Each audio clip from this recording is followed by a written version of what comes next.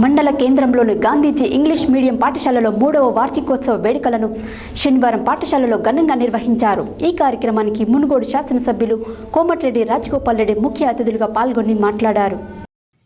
మండల కేంద్రంలోని Gandhiji English medium పాఠశాలలో 3వ వార్షికోత్సవ వేడుకలను శనివారం పాఠశాలలో ఘనంగా నిర్వహించారు. ఈ కార్యక్రమానికి మునుగోడు శాసనసభ్యులు కోమటిరెడ్డి రాజగోపాల్ రెడ్డి ముఖ్య అతిథిగా పాల్గొని మాట్లాడుతూ గాంధీజీ పాఠశాలలో చదివే నిరుపేద విద్యార్థులకు ఫీజులు రాయితీ కల్పించాలని, నిరుపేద విద్యార్థులకు కోమటిరెడ్డి సుశీలమ్మ ఫౌండేషన్ ద్వారా ఆయన ఫీజు చెల్లిస్తానని, పేద విద్యార్థుల కొరకు మానవతా దృక్పథంతో సహకారం అందించాలని సూచించారు. పాఠశాలలు ప్రభుత్వ ఆసుపత్రులు, దేవాలయాలతో సమానమని ప్రతి ఒక్కరూ బాధ్యతగా ప్రవర్తించాలని ఆయన అన్నారు. గాంధీజీ విద్యా సంస్థలకు తన సహకారం ఎల్లవేళలా ఉంటుందని తెలిపారు.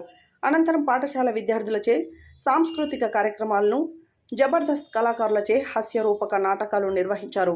ఈ కార్యక్రమంలో గాంధీజీ పాఠశాలల చైర్మన్, ట్రస్మా జిల్లా అధ్యక్షుడు డాక్టర్ కోడి శ్రీనివాసులు, నాంపల్లి జెడ్పీటీసీ ఎలుగోటి వెంకటేశ్వరరెడ్డి, మండల విద్యాధికారి గురువారవు, తహసీల్దార్ గుగులోత్ దేవాసింగ్, మండల పరిషత్ అభివృద్ధి అధికారి స్వర్ణకుమారి, పాఠశాల డైరెక్టర్లు కర్నాటి నాగరాజు, సరికొండ వెంకన్న, కాంగ్రెస్ పార్టీ జిల్లా నాయకులు ఏరేడ్ల రఘుపతిరెడ్డి, పూల వెంకటయ్య, కత్తి రవీందర్ రెడ్డి, పిఏఎస్ఎస్ చైర్మన్ గట్టుపల్లి నర్సిరెడ్డి, శీలం జగన్మోహన్ రెడ్డి, ఏరేడ్ల నారాయణరెడ్డి, పెద్దిరెడ్డి సంజీవరెడ్డి, గజ్జల శివారెడ్డి, మెగావత్ రవినాయక్, వైస్ ఎంపీపీ పానగంటి రజనీ వెంకన్న, లింగోటం మాజీ సర్పంచ్ అంగిరేకుల పాండు, పోగుల దివ్యారెడ్డి, కోరె యాదయ్య, విద్యార్థుల తల్లిదండ్రులు, విద్యార్థులు, ఉపాధ్యాయులు తదితరులు పాల్గొన్నారు.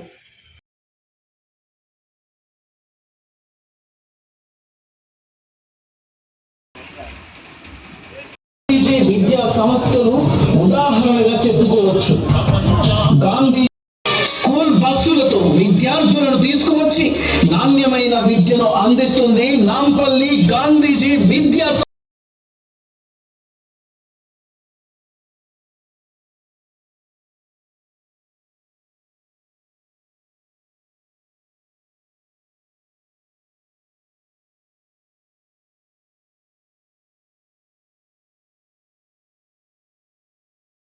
కార్యక్రమంలో పాల్గొన్న మీ అందరూ కూడా నేను ధన్యవాదాలు తెలియజేస్తూ ఈ స్కూల్ డెవలప్మెంట్లో రాబోయే రోజుల్లో తప్పకుండా నా సహకారం ఉంటుంది.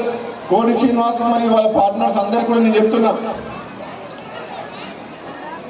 మీరు క్వాలిటీ ఆఫ్ ఎడ్యుకేషన్ అంటే వాళ్ళు విలువైన సమయాన్ని ఉదయం నుంచి సాయంత్రం వరకు మీ టీచర్స్ని, మీ ఫ్యాకల్టీని శాలరీ ఎక్కువైనా పర్వాలేదు కానీ మంచి టీచర్లను పెట్టుకొని ఆ పిల్లలకు, ఎందుకంటే వాళ్ళకి అదే ఆస్తి, ఈ చిన్నతనంలో నేర్చుకున్న జ్ఞానమే వాళ్ళకి అది. రెండోది, వాళ్ళకు ఒక శారీరకంగా ఫిజికల్ ఫిట్నెస్ మంచిగా ఉండాలంటే, ఇప్పుడు ఒక అమ్మాయి కలిసింది, ఇంటర్మీడియట్ ఉందా ఇక్కడ, మరి 10th క్లాస్ ఏదో చెప్పింది, చూస్తే 5th క్లాస్ అమ్మాయి లాగుంది.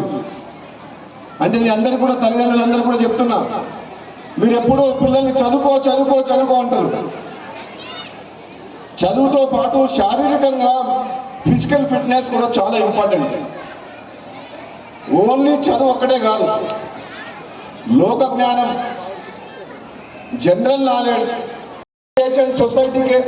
సొసైటీతో పాటు రాబోయే రోజుల్లో మీకు మా తోడ్పాటు అందిస్తుందని చెప్పి కూడా చెప్తున్నాం. మా ఎన్జిఓ ఆర్గనైజేషన్ నుండి మా మదర్ పేరు మీద మీ స్కూల్లో ఉన్న స్ట్రెంత్లో కొంతమంది స్టూడెంట్స్ పేదవాళ్ళు ఉంటే వాళ్ళకు 50% కానీ 25% డిస్కౌంట్ కానీ కొన్నిసార్లు ఫ్రీగా కానీ వాళ్ళ తరఫున, వాళ్ళ తల్లిదండ్రుల మా కోమటిరెడ్డి సుశీలమ్మ ఫౌండేషన్ మీకు వాళ్ళ తరఫున మేము ఫీజులు కడతామని చెప్తున్నాం. 1000 మంది ఉంటే 1000 మంది వాళ్ళు ఫీజులు కట్టే స్తోమత ఉన్నవాళ్ళు కాకపోవచ్చు.